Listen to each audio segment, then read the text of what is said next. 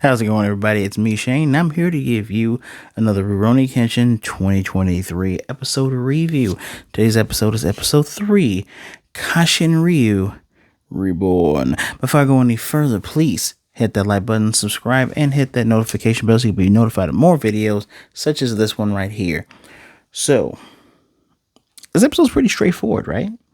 I mean, the key points are Yahiko ending his relationship with the Yakuza. Then the art. Well, I hate to call them arcs, but the story plots of Kaoru and Yahiko going at odds because Yahiko's supposed to be her student, and then we have the understanding of one another through the actions of disgraceful past students, and then a little tease at our fourth member of this family that will appear. But we'll get into that in a second. Let's talk about these things in order, right? We have the conclusion of Yahiko, who got his butt whooped on that bank. And I sincerely remember, in the original 1997 one, that these episodes were not like blended in like that. This is all a great modern anime thing where, you get the ending of an episode that's super, as soon as the next episode pops up, we're getting right into it. I love transitions like that, right? But here he got beat up. Kaoru happened to be coming back home after her training, sees him being carried by the Yakuzis, and obviously she's going to do something about it. So they're berating him because he's like, I'm out. And the boss of the Yakuza, because the guy who was beating his butt, apparently he's known as the Hikitori Gakigo, whatever, dude's a scrub. But the boss is basically saying, hey, having pride ain't worth the penny. You're hanging on to being the son of former samurais. That doesn't matter. Pickpocket with me. And Yahiko spits blood, just spits it at him. And they all beat him up, talking trash about his mom, talking trash about his dad. Even the boss man has said a lot of bandits are actually former fallen samurai, and a lot of daimyo's wives and daughters go to red light district. If you've seen my review on Demon Slayer, the red light district arc, you know what the red light districts are all about. And I like the exposition of Yahiko's backstory via abuse, right? Because we get the truth of the events, but they're skewed enough to, be hurtful to him, such as his father dying off in the Revolution War, mother dying, getting sick and dying in red light district because she tried to sell herself. And Yahiko, he's a survivor, man, because he got up, bit dude on the penis and the testicles, just they don't show it, but you can see his mouth going, he just bite it. And he's saying, I'm not gonna let no one talk trash about my folks. My father felt bad about betraying the shogunate, so he went into the next war. Now I'm going to assume that his father was on the side of Kenshin, because there'll be some contention if and when Yahiko, he should know who Kenshin Himura is based on the sword bearing police beatdown he gave them. That if he wasn't on the same side as him, it'd be kind of awkward to be like, oh, I want to be like that guy who may have inadvertently led to my father's untimely demise. Don't think that's the case. And his mother, she worked hard to try to keep him alive. So he's not going to let no one talk trash. And this guy's ready to cut him up. Kenshin, of course, kicks his way in. He beating up the guards outside. He apologized for being late because he had gone to several other groups. Whoa. First of all, I'm assuming that Kaoru went home, told him. He was like, all right, I know where the Yakuza spots are. Not that one. Not that one. So it's probably this one. And the guy gets up, and Kenshin basically sword uppercuts his head into the ceiling and says, we're having a conversation here. You sit up there and wait a minute. And flat out lays it out to the Yakuza boss. Hey, you give this kid to me. Give this kid to me. And that's it. No fuss, no muss. And he got the boss like, go for it. And this is where, yeah, this is why I realized I always found I found Yahiko annoying, at least in the very beginning of the series, where Kenshin extends his hand. He's like, "I need your help. I was gonna do it myself." Shut up and just be real, bro. You were gonna die there. Stop it. Stop it. But Kenshin's like, "Well, you know what? I underestimated you again. My apologies. Let me treat your wounds." Puts on a shoulder, and you get one of these dumbasses. They take a plane like, "Hold on, we ain't gonna let you leave," and the boss like, "Stop it, no." See, that dude is not. That dude's a real manslayer, not just a Yakuza manslayer. He's a real manslayer. He has the eyes of one, and I didn't know that there were still people who had eyes like that in this Meiji era. And the fact that we're getting off by giving away one brat, that's a good deal.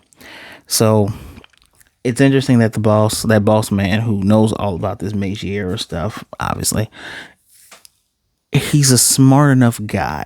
And I like you get characters like that, right?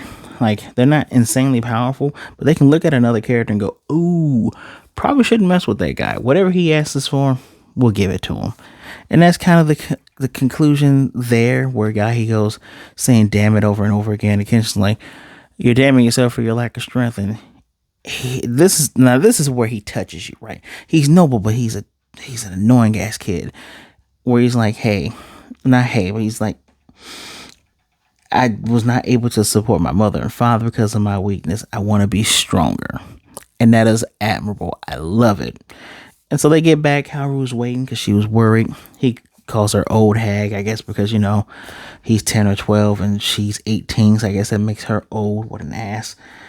And Kenshi says, "Hey, here's your new student." He's like, "What?" And she's like, "What?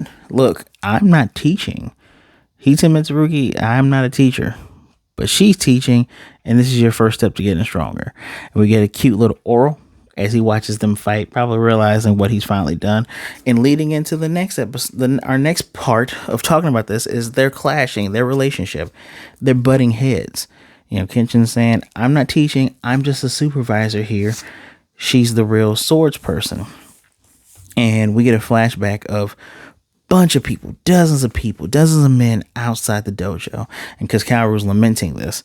And Kenshin goes, I knew this would happen. Listen up, everybody. Hita Mitsurugi, I'm sorry, he doesn't say Hita Mitsurugi to them. He says, "I do not practice this dojo sword style. So, and I am not taking any students on. So you probably saw what happened to the sword bearing police the other day. If you're here just for any of that, please go." And they all leave. Kenshin's like, "Good." And he's convincing her, when he's older that he is, that you'd rather have students that aren't here just because of curiosity, they'll be gone in 6 months. You want those here because they genuinely want to be. Those who need you, kind of hinting at Yahiko, they were not listening, that they were not, because they were, again, butting heads. And again, why I say Yahiko's annoying as hell is, while Kaoru's looking for him, and yeah, she's talking shit about him while he's sitting on the roof. Now, talking about he's being insubordinate and being rude and blah, blah, blah. He threw a shoe at her. And she's like, "Yeah, you," and he said he took her one step too far and goes, "Your students didn't even come back. So what does that say about, maybe they didn't want to be yelled at?" And when he finally takes time to look at her face, like, she's lamenting that. She feels that because the crossroad killer stuff is done. So why won't anybody come back? Well, someone does come back. 2 of her older students, I didn't bother getting their names. I am detailed oriented, yes, but these 2 are jobbers. Who cares about them? And not jobbers in a good way. Jobbers in the, you guys are a-holes. Because they're being chased by the Hishimanji Guren gang because they got drunk. Well, they say they were getting drunk and rowdy and they tried to take care of it. And though Kaoru shows to Yahiko that she knows what she's talking about because she takes out 2 of those guys, the rest come, they board themselves inside. And Yahiko just basically cuts through the shit. He's like, "You're so gullible. Look, these 2 smell like booze from the moment they came in. You were probably the ones causing a riot and you fought these dudes with your sword style, right?" And more or less they admit it. And you hear a guy on the outside going, yeah, you're going to pay for breaking his arm. And Kaoru is just freaking out. They have a wooden cannon, which I love that the narrator explained.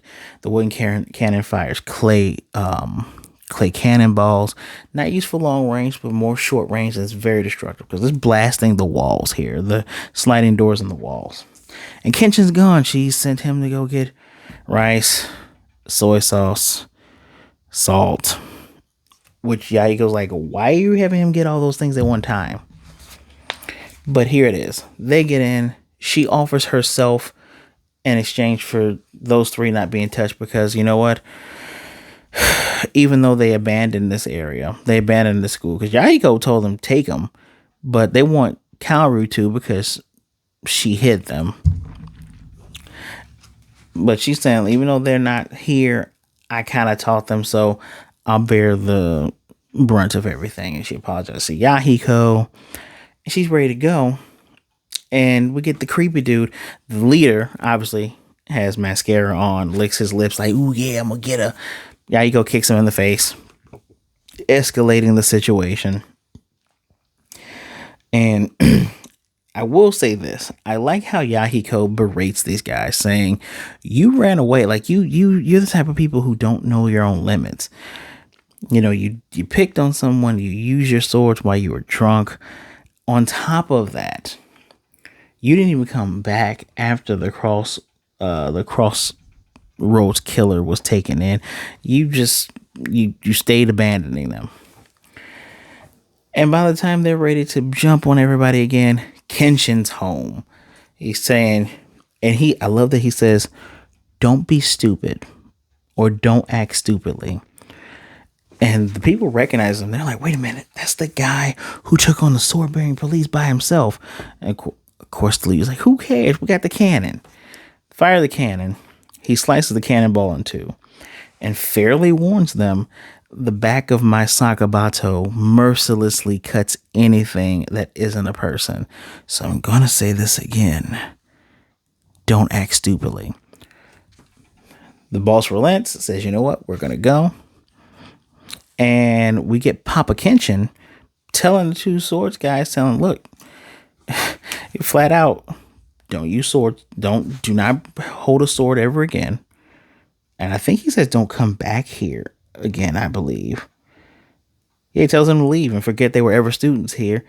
Don't ever pick up a sword again. Which I love. Kenshin is so cool.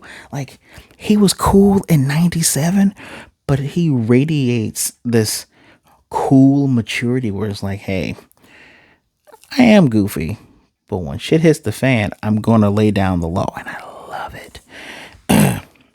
Kaoru still being Kaoru because the one that's doing most of the speaking, he's been hurt.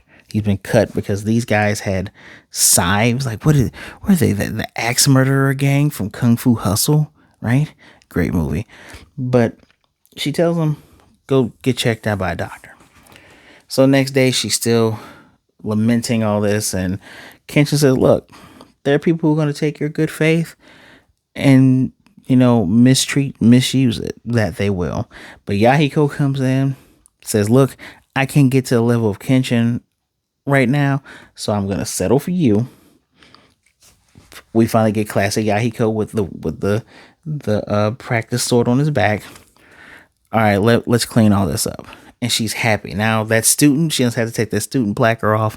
She has the student placard up. And Kenshin says, and there are those who will accept your good faith, that they will. And it's great, right?